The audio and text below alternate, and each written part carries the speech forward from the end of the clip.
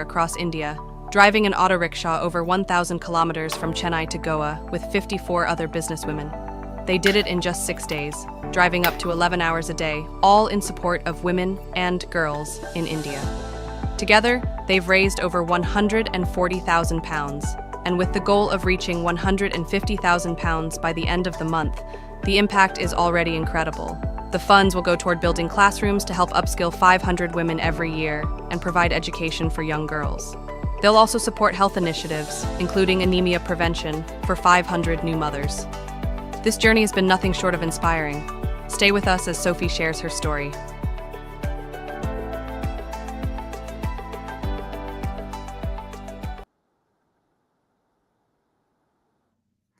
Hello, my name is Michael Cups, and I'm with Time Bandit and The Habit Architect. We're excited to have you here. It's hard to follow that inspiring video, but we promise you we are going to talk in depth about that. So again, our podcast is sponsored by Time Bandit. Go to timebandit.io to learn about the book, the app, and the training courses available. Reem, it's good to have you back. Yeah, I'm so excited for this. Hi, everyone. Just a little bit of a reminder. I'm Reem, your Gen Z co-host. I'm here to keep it fun, smart, and slightly chaotic because I'm a Gen Z.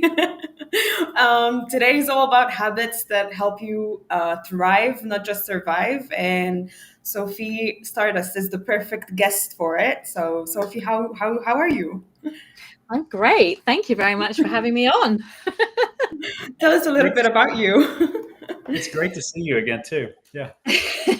Well, I met Michael actually through helping him in terms of marketing his book. So I have been in business or self-employed for 22 years now and had a few different hats in that time, but all of them have revolved around marketing and design and print and publishing as well within that. And when I mean publishing, it's more the sort of planners and journals and things like that. So I've helped many business people in all sorts of different ways, but all linked to how they're presenting themselves through their branding, through their marketing, and how they are organizing their marketing and branding and business strategy and things like that as well. So helping people get organized and helping people market themselves and show up in the way that they want, and then also get organized behind the scenes in the way that they want as well. Yeah, that's awesome. And I want to talk about that in a minute, but I first have to ask you have such a unique name. It's a wonderful name. But it stands out and it's unique. Can you tell us a little bit about that? Yeah, it's an easy answer because it is inherited. Yes, it is my dad's name. I actually didn't have it when I was at school because my mum thought I might get bullied being Sophie Stardust, especially because I had a lisp when I was little. So it would have been Sophie Stardust, which is a unique thing. Right. So I got rid of my lisp when I was very little. But yes, my dad was a rock and roll star in the UK Nice. of the 60s, 70s and the 80s. And yeah, that was his name. And he actually died 10 years ago. And I decided in the end, after many reasons, but one of those things of, you try and make it on your own first, in your own stead, without being known for your parents necessarily. And then I decided, why not? It's a great, fun name to go. So I've actually, changed it fully into Stardust now. It was when I was tiny, and now it is again. Nice. Well, when I was first introduced to you which we'll talk about in a minute, the first thing that came to mind, and I don't know why, I'm not even sure there's a connection, but The Hitchhiker's Guide to the Galaxy. I thought, what a great character that would be. Yeah. Yeah. I think people become a tarot reader. Yeah. Perfect. That's right. All right. Well, let's start there then. The experience that I had was interesting because I was a first-time author and everything was new. And then when Rethink, the publisher, introduced me to you, what struck me immediately is you said, hey, listen, this is the system we're going to go through. And it was not like it was an option, but it was a series of tasks that you assigned to me, some that you were doing. There was a series of habits that I needed to do, like be regular and social and things like that. And it led up to the launch. And then even post-launch, some of the systems were there. And thankfully and surprisingly, I got to #1 in business and money, and that was awesome on Amazon. But I wouldn't have nowhere been even able to sniff that without your guidance and your system. So it strikes me tacking that onto a post I saw from you the other day that said, are you a designer? Are you a coach? Are you a strategist? In that particular case, you were kind of all of those to me. So tell us a little bit about how that business comes together and how that's, you look at that as systems for success, right? So with Rethink Press, I'm the book marketing coach on their team as a freelancer. So I help the authors just the same as I did with you. And actually, I was brought on. They had someone prior to me. I've been working with them for a couple of years now, and so they had sort of a bestseller process, but it wasn't really, down on paper as an exact science. And so I can't help myself. I'm like, right, let's make a process out of it. We'll tick these boxes. We've got to cover these things. And I need to make sure that I'm letting you know exactly what to expect, as well as giving a few tips about stuff that you've got coming up and potentially could do. I think the priority has always been, you've done the best bit, which is get the book written and get it out there. So let's not put too much pressure on. But at the same time, here are a few things that you can do to try and maximize your opportunity to get into that number one spot if possible. And I think that's my approach for everything really in terms of clients, is that everybody is quite unique, and it's about finding what works for you. One post is better than no posts. 5 posts is better than one. Like, you just got to make it work for you, best that you can do. But in terms of like discovering my love of planning and stuff, when I was going to India, which I know we're going to talk about in a little while, I said to my mum, gosh, I think I'm getting more and more of a bit of a control freak about things as I get older, because there's so many things that I like to have a list and a plan and all these things. I said, do you think it's an age thing? She goes, no, you've always been the same.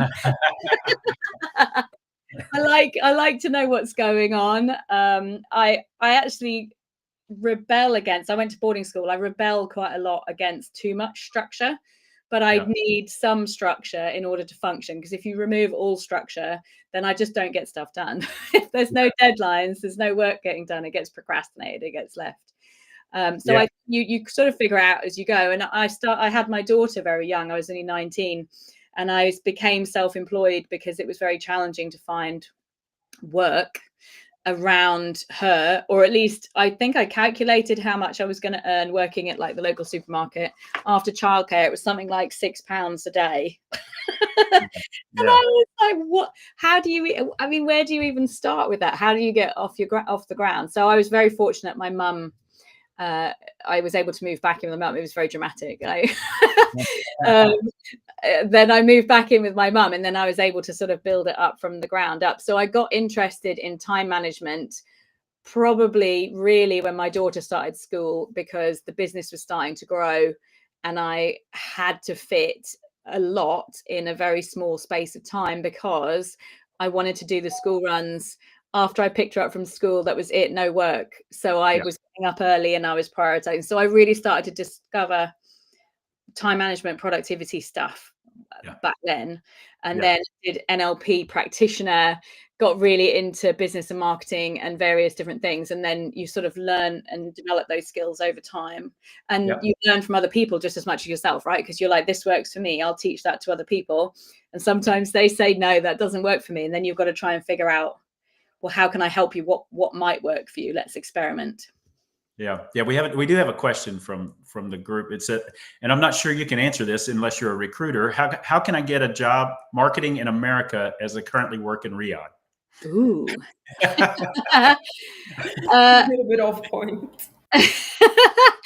Well, I mean, funnily enough, I say it quite a lot. I have got all of my best jobs through really random conversations.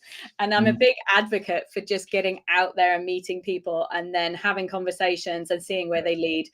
I got a retainer job working on a magazine. It was a supply chain magazine, like most exciting topic in the world, actually more interesting than you think. It was about the global supply chain. I learned a lot about companies like Maersk and things like that. But that was because I was at a networking event and I got to the front of the queue for the food, and I was laughing about the fact that I always get into the food first, eat, and then you're done. You can then network properly, full belly. And the guy next to me was laughing about it. He said he was the same. And then I got a retainer job from, like, what do you do? Graphic design. Oh, we need a designer. Let's have a chat. And then I worked for them for 3 years. So there you go. Have conversations, put yourself out there, network, show up for people. If you get an opportunity to do something, even though you don't know where it's potentially going, there's a lot of times you can show how you work for people for free. And I don't mean necessarily, give everything away, but that I've definitely, especially at the early days, grafted and did more free stuff than I do now. And I still think, swaps and stuff like that work quite well in terms of just getting it out there and people understanding what you do and how you do it and why they would want to work with you. Yeah. Reem, I think you had a question or something. Yeah, I was just gonna jump into routines because I've been doing my research and you're a bit of everything. I'm not gonna lie. That intro was amazing. I had a question like, where do actually most people go wrong when trying to fix the routines? I think one of the biggest mistakes people make is to think that everybody works the same way. And therefore, when they see people be like, you've got to get up at 4 o'clock in the morning and you've got to do this and you've got to do that and you've got to do this, that's, that if you're not doing that and that doesn't work for you, that you're broken in some way, because everybody, everyone is successful has this early morning routine. I was actually talking about it this morning. Tony Robbins has this thing. I don't know if he still promotes it, but he used to years ago, which was an hour of power, which was get up, go to the gym, do your exercises, manifest, all this sort of stuff, affirmations and stuff. And then I read a book called Time Management for Manic Mums. And she said, I haven't got time for an hour of power. I've got kids, right? How can I fit in an hour just to do these sorts of things? So she said, well, I have a shower of power. So while she's in the shower, she says her affirmations and she does her stuff and preps herself for the day. I'm a massive advocate of micro habits, which you will appreciate. And I think of them, I think if everybody can have one micro habit that they do a day, and it can be really tiny and something that you might think is silly, like brushing your teeth or taking your supplements, but I think that they act as a trigger for you to then follow on with other habits that come from there. It's like a chain reaction. I get up and I walk the dog first thing in the morning. Then I come back and have my supplements.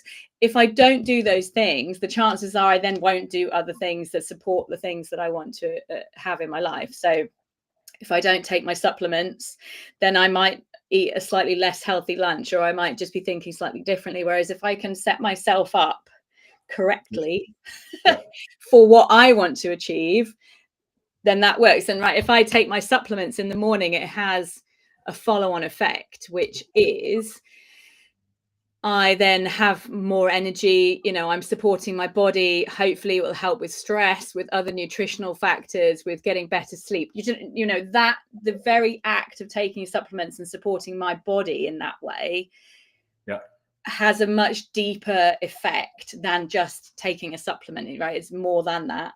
So that's my micro habit. That's like my core micro habit of the day. For other people, it might be something slightly different. It could be brushing their teeth. It could be doing a minute mindfulness, taking some deep breaths, whatever it might be. But it's a little habit that if you do, it increases your chances of your other habits that you have happening, because it's like if you don't do it, you're then like, well, maybe I won't do that. Maybe I won't do that. Suddenly you fall completely off the horse rather than just falling off slightly.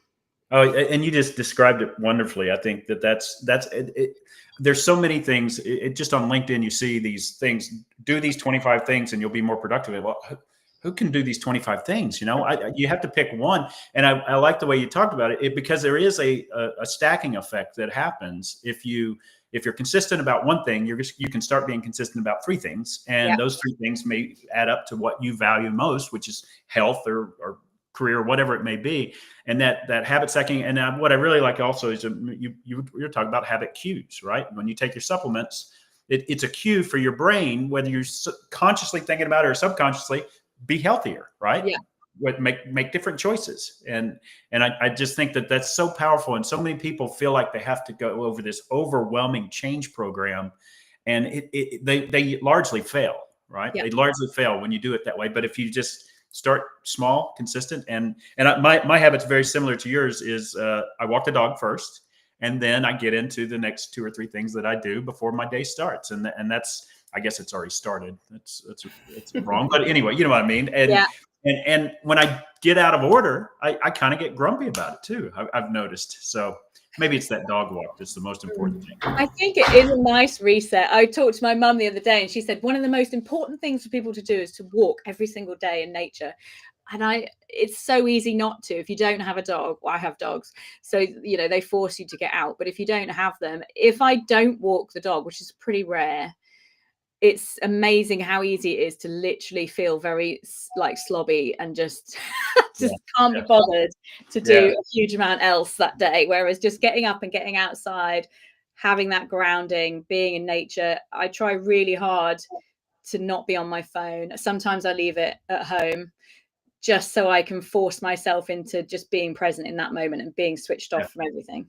Yeah, that's exactly right. So you talked about systems, routines, and Reem had a good question about how do you get into it. So what are you doing for businesses or entrepreneurs? You said that you're working with them, or you're working with small businesses or whatever business. So how do you start that process with them and get them into a routine that you think will be successful?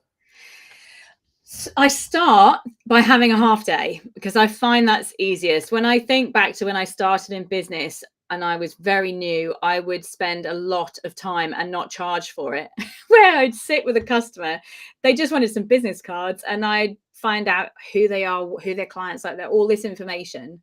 And then you get to a point where you think, well, hang on a minute, they're not paying for me this, so I'll just do the business cards. And I can absolutely just do some flyers. But if I understand the business in much more detail, what are your business goals? What are your finance goals? Why is that?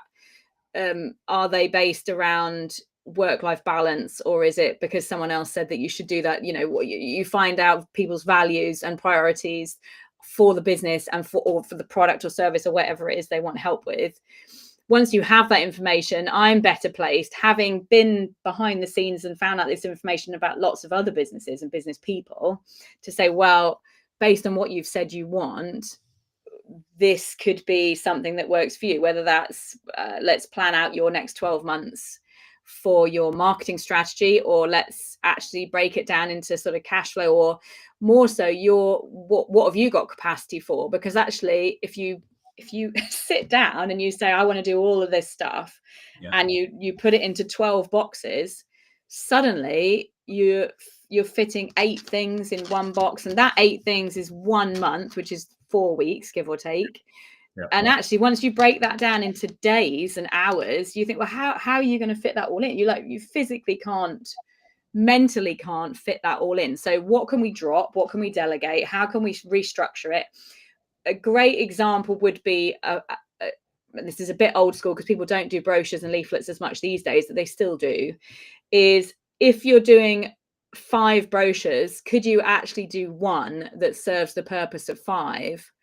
But you've always been doing 5, so you've never thought about it. You just carry on doing the 5. Whereas if you reassess, perhaps they could become 1, and you're using your resources more effectively for that one thing that's doing 5 jobs for you, rather than 5 things doing 1 job each.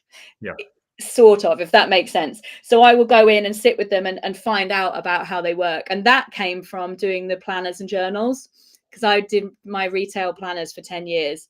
So I started working with clients where I would sit down for a day, and I need to know exactly what they want to gain from this journal or planner, how their clients are going to use it, how we can make it practically work, how we can fit all of their methodology into a 260-page planner that someone's then going to physically use every day and practically, and it makes sense, and it has a structure that makes sense, and all of the different things that need to work for that to work as a product.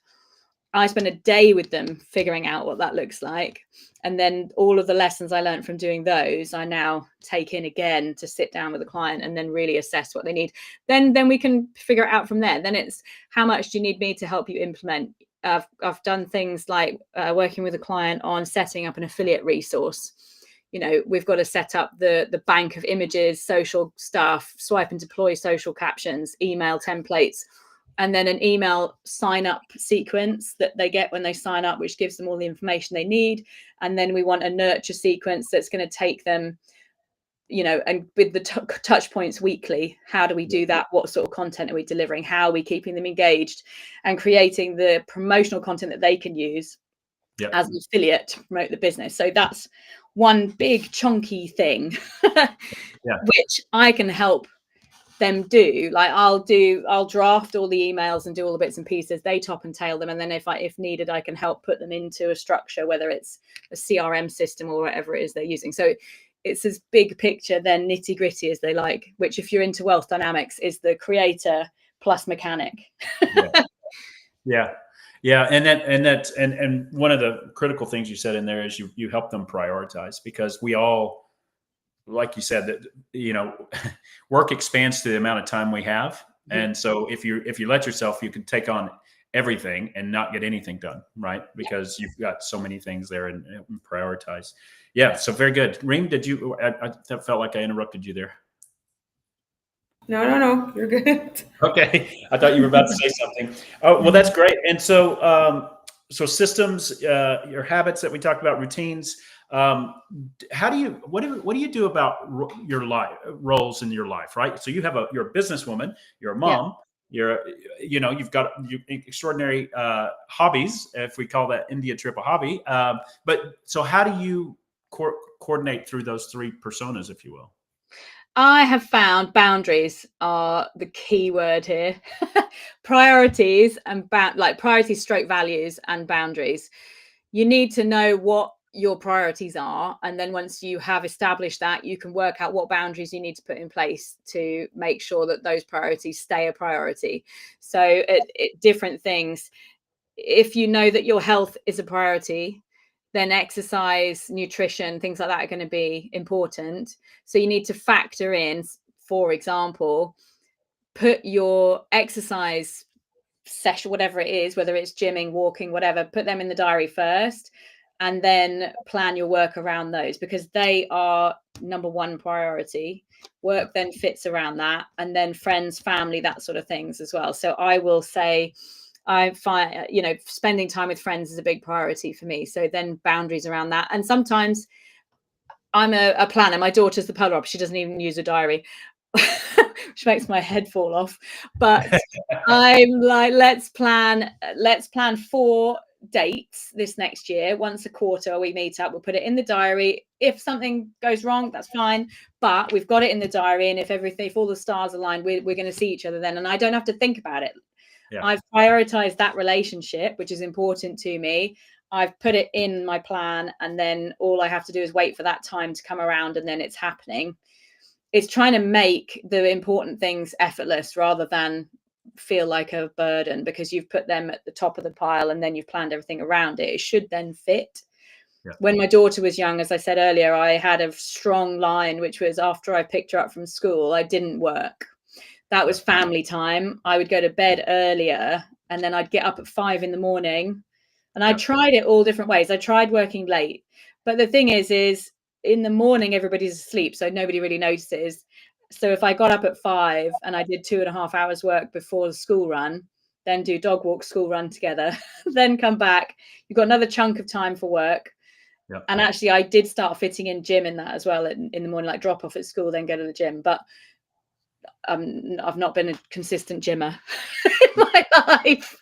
But then in the evening, you do the school run, you come back, you do food, you cook together, you do the important things. What important for me was cooking together, spending time together, and then having the evening, whether we were watching telly or not, we were all together.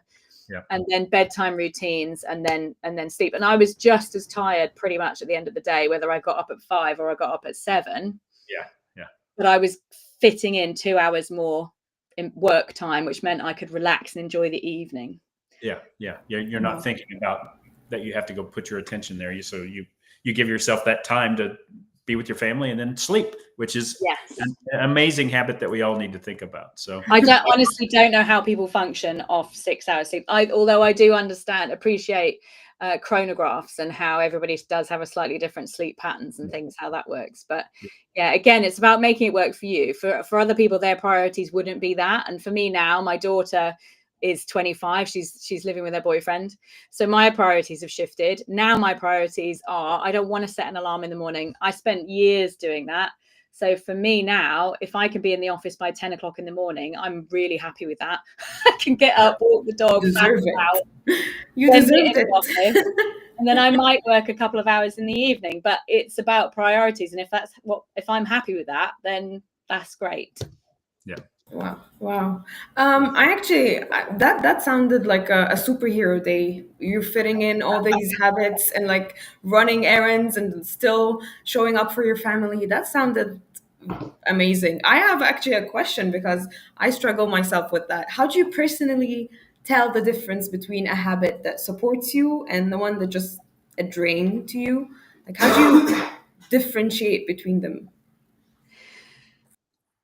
Oh, I think it's easy to fall into doing stuff because it's things that you've always done, and to not spend time really reflecting on everything, because when you are busy like that, and I do look back and think I don't really understand how I fit everything in, but I think the difference is you have like deadlines, right? You've got a very specific amount of time for stuff. You don't you drop a lot of the fiddle instead of like faffing about and doing a bit of this and a bit of that. You say, right, what do I have to get done? I've literally got half an hour. What is the maximum priority that I have to get done? And that's what I'm going to work on. And then anything else is a bonus. But that's the thing that has to be done. And sometimes you can get so swept up in all of the things that have to happen. You need at some point to step back and be able to reflect on that. For me, spirituality was definitely a big factor for me for the step back. It was having weekends away and doing work on myself where I could have that break to be able to really reflect on myself and my existence in this world and how I was interacting with other people, and say, is that what I want? Do I need to make any shifts here? If so, what are they and how can I implement them? And if you've got commitments, which everybody has to some extent, there has to be a level of compromise somewhere along the line where you say, well, I want that, but realistically, it's not going to be able to happen because of whatever reason. So how can I get as close to it as possible so that I'm at least, working towards supporting myself and giving myself that thing that I really want? And in terms of toxic habits versus non-toxic habits,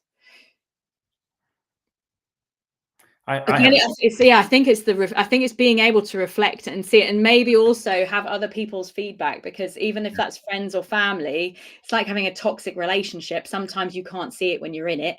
You need a contrast to show you what else is possible. Yeah. I would add to that. That's an absolute great suggestion of getting outside views of what happens. The other way that you could think about it, Reem, is things that take away time that you didn't think it would, right? So somebody opens up social and they start scrolling and they think they're going to do it for 15 minutes, but they look down and it's been 45 minutes. So it prohibits you from getting on to the next thing you were going to do.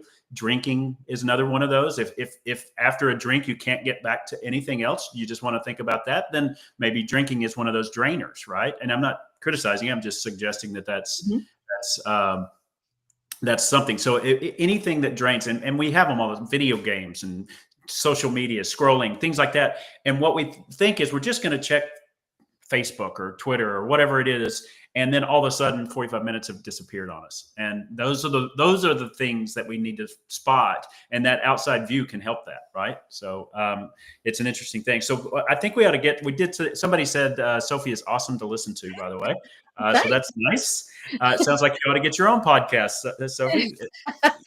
But let's get to that fun. What we started with was a video from the Sisterhood Rickshaw Rally.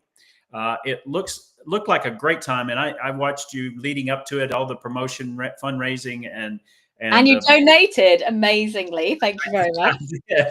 I did, but it was fun for me to see you had a bond with the other participants. You had a bond with the outcome, right? Raising money for very good causes that were outlined, and you can talk about that. So why don't you start by telling us a little bit about the event and the charity, and then we'll have some more questions for you. It was incredible. Do you know, there's so much to unpack, because essentially what you would normally do in a week, we did in a day, and we did 6 full-on days in a row. We were on the go from 6:30 in the morning till 11 o'clock at night. As you said in the video, we were driving between 5 and 11 hours a day. The longest day we had was 265 kilometers, I think. And the maximum speed is about 35 kilometers an hour. And there's only a 7-liter tank. It's an old 20-year-old 2-stroke auto rickshaw. And I have to say, I've got experience on motorbikes, off-road vehicles, various things like that. And it did come in very handy being out there, because some of the girls hadn't even driven in the UK for 10 years or something. They were out there. So I felt very privileged to feel more comfortable in it than perhaps some of the people did. But it was, even with that, it is a bit like the Wild West in terms of the roads. The funny thing is you start to quite miss it. You miss the chaos. One thing was, my biggest learning from India was actually letting go of some of that control freaky nature that I have, because there's so little you can control, and they seem so relaxed about so much stuff. And in terms of driving and things, it's less in the West. In Goa, it was very Western, people stayed in the lines, they indicated, they didn't beep all the time. Over in the East, so we drove just over 1,000 kilometers from Chennai right across, which is on the east coast of India, southern India. We drove right across through Vellore, Mysore, Bangalore, Mangalore, and across to Goa, up to Panaji. And it was such a fascinating thing.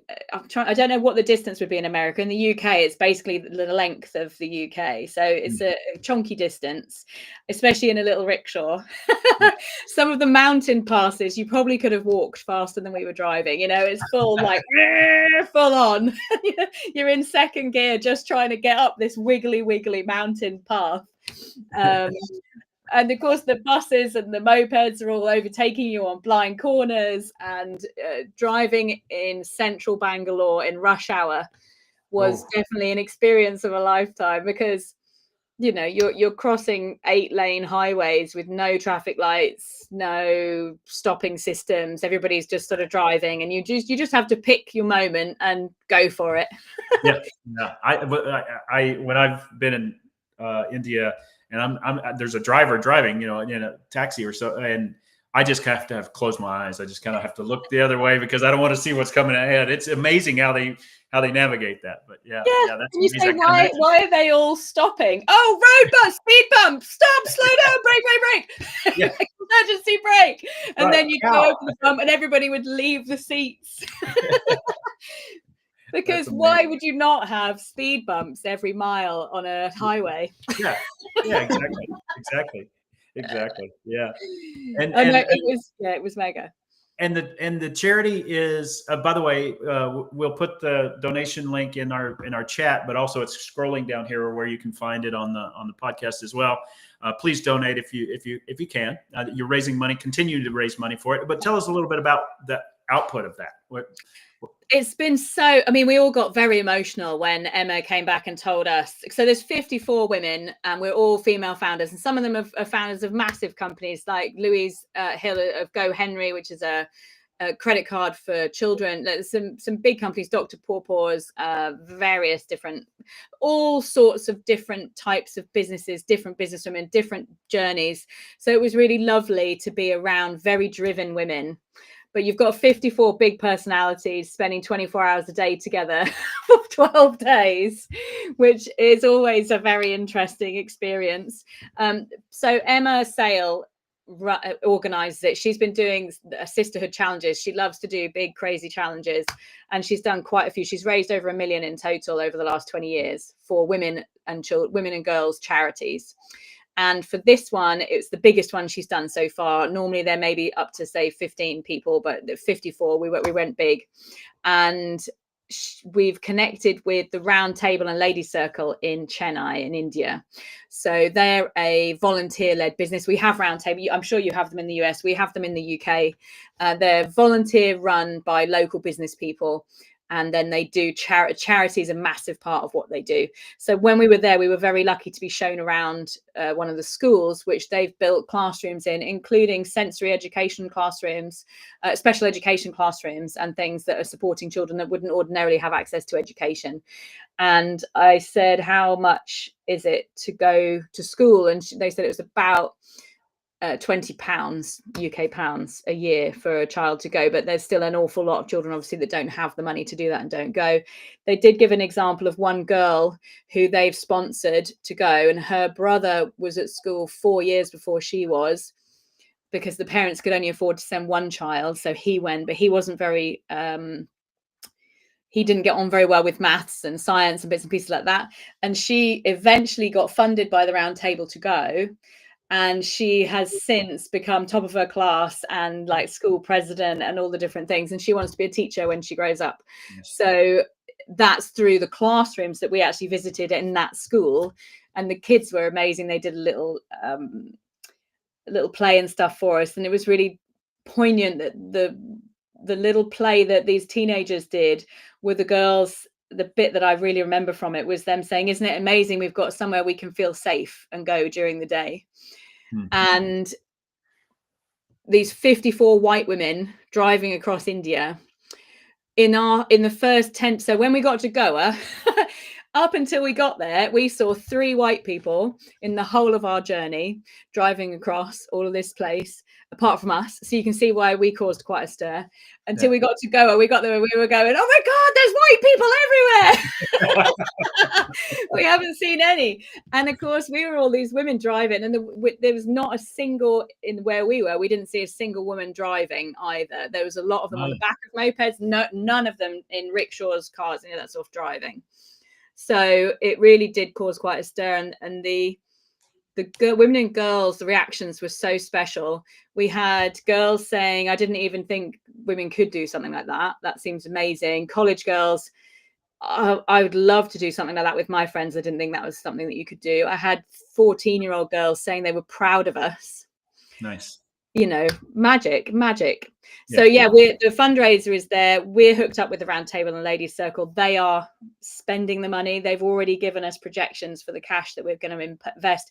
100 grand is going to build the 5 workshop classrooms for training, upskilling women. So they'll be doing projected 500 a year, free. So the women go and they train for free. The projected placement rate is 75%, with a minimum starting wage of £400 a month, which is big stuff. So the impact is incredible. It's mind blowing, really, that we're all completely blown away by it, and really emotional that we've managed to do something really, really impactful and really good. That's fantastic. Reem, do you have a question about that? I'm so touched. That was empowering. That was awesome. I've seen the numbers of the fundraising. Amazing work. What is next for that mission? So it continues. Continues. There's going to be more things. I'm not sure. Emma is in charge of what's happening. I know her and Francesca James, who were the 2 sort of leaders for this particular expedition, are planning more adventures of a similar ilk for women who want to get out there and make an impact and raise funds for supporting other women. Because, Emma did a great speech actually one time when we all got together, and she was saying, as women in the Western world, we have privilege, but men are up here, we're sort of here, and then there's a whole host of women who are down here who look at what we have as women of privilege, and we don't feel like we don't have equal rights. Do you see what's going on? And I'm not going to get into politics, but what's going on in America right now, women's rights are still very fragile, and if we can hold our hand up and lift the others, then hopefully we can all climb together. Wow. One last question. I've just heard the story, and it touched me, but you've lived it. So what stuck with you the most from that experience? I mean, personally, professionally, of course, you've learned a lot, you've been through a lot, but give us some.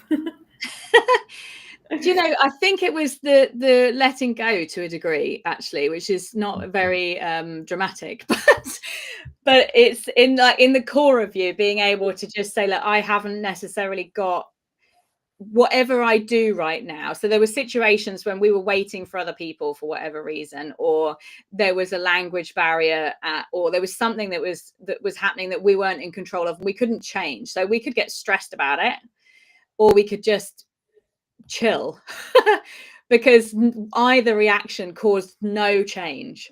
So Right. for me, you know, and it wasn't always easy. There were times where you were thinking, we've got to get this sorted. I can't believe we can't get this sorted. This is absolutely ridiculous. But all your stressing was doing was making a difficult situation more difficult. And if you then actually said, look, we can't do anything, let's just let it play out. What can we do? How long have we're just going to have to wait. If we've got to wait half an hour, we'll wait half an hour, and that's just what it is. We'll just roll with it.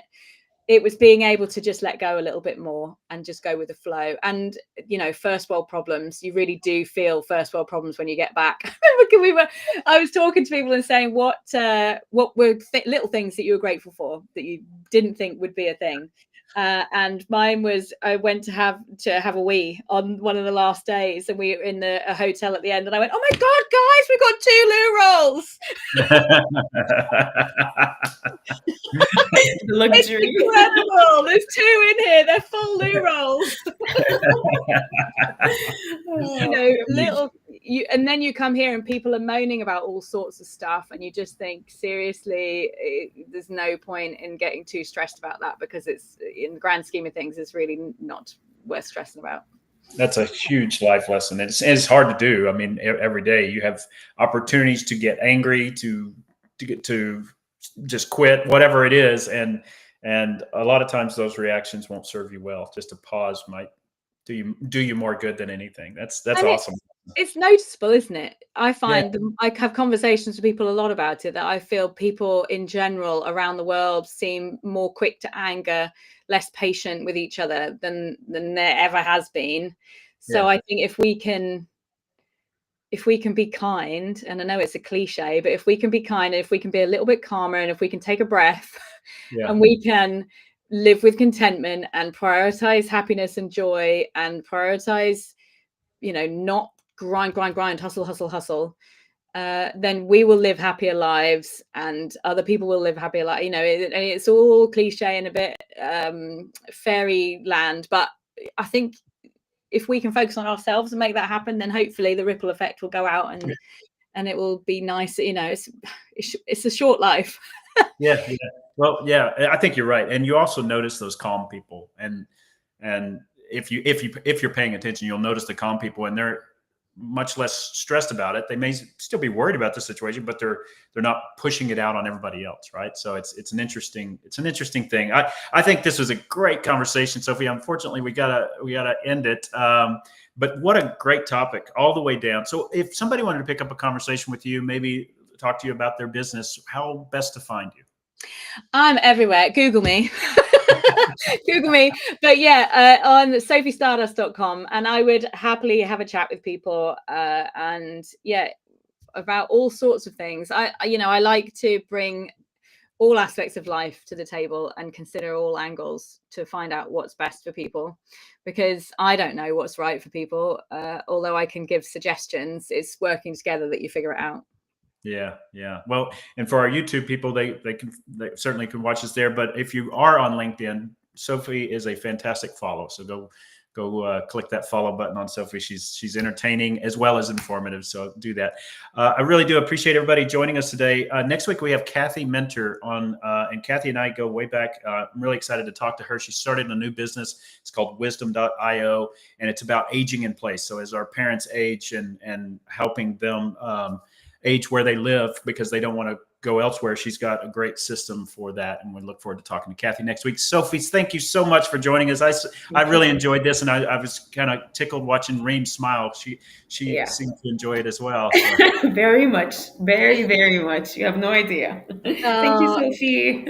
It went very fast. Thank you very much. Thank you so much. Everybody check us out on YouTube and LinkedIn and follow us. And be sure to subscribe if you're listening to us on Spotify or Apple. We enjoy all of those because it just empowers us to do more. Until next time, thank you very much for The Habit Architect. Take care.